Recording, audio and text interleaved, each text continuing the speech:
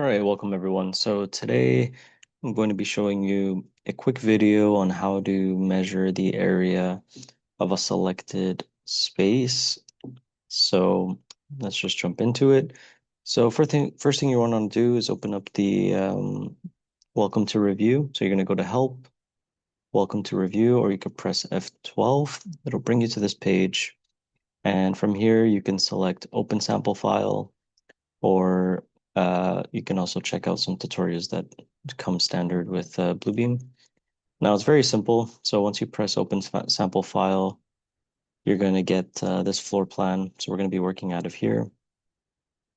And I will just move that there. Okay, so let me jump into this. So we're going to be calculating the area, like I mentioned. So there's going to be four main steps you're going to want to do. So the first thing is you're going to set your scale. And the second thing, you're going to select the area measurement tool. Then you're going to press, hold, and drag the area you want to measure.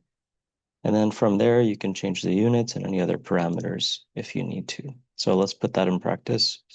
So this is what they give you. As you can see here, they kind of have the area shown like such for this spot. And let's say we want to measure the area of this conference room. So again, let's follow the steps. So we're going to head over here to the tool chest. Now, in the tool chest, you can navigate to general measurements and you can select this one right here, area measurement, or you can also find them in the toolbar if you have them available up here or through tools tab. So before we do the area measurement, you have to set the scale. Now, when you open this file, it's already set, but if you don't know how to do that, let's just pretend we're doing it. So bottom right, you can see the scale is set 3.75 inch to 30 feet. So if you pop that open, this is what the custom preset, the custom calibration is. You can also select a preset if you'd like. Now, if you want to calibrate this, you could just press calibrate right here, and you can go to a known dimension on the drawing. For example, this one, 30 feet. So you can press it and then press from here, and you see it'll populate with what you just measured. So 30, apply scale. So now if you click the measurement tool and we measure this out from here, and if you hold shift to get a straight line to this point, you'll see 30 feet. So once you have all that calibrated, again, navigate to the tool chest bar, click area measurement. Now we wanted to do this conference room here. So you're gonna press and hold the the button and drag it all the way to where you want. So let's press and hold. There you go. You can see it's already calculating. So we're gonna go just to the other edge and release. And you can press escape to get out of that area measurement function. So now that we have it selected, I'm just gonna move this cloud out of the way. So I'm gonna right hand click my mouse. I'm gonna go to order and I'm gonna send this to the back. There we go. So now this cloud is layered on top. So now I can select that and just drag it out of the way.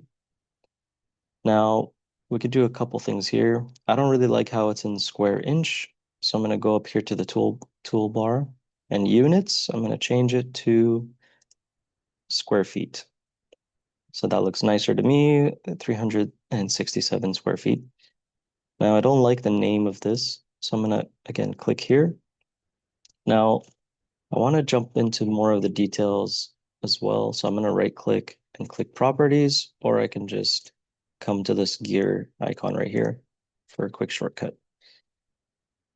Now over here, we can change the subject is area measurement. We'll leave that alone. For the label, I'll just put area. There we go. If you want to change the position of it, you can come up here to style. Um, excuse me, where is it?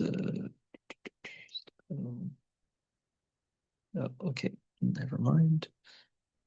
Looks like it's centered for some reason. Um, There should be a way usually in style. Well, anyways, not important. So what else can we do here? We could change a bunch of stuff like the hatch. We can add in, for example, some bricks if you want, and you can change the color. I'll just leave it at none for now. And yeah, that's about it. So again, if you follow those steps right here, you can get the measurements easily. So if you like this video, please check out the other ones, and I will see you in the next one. Thank you.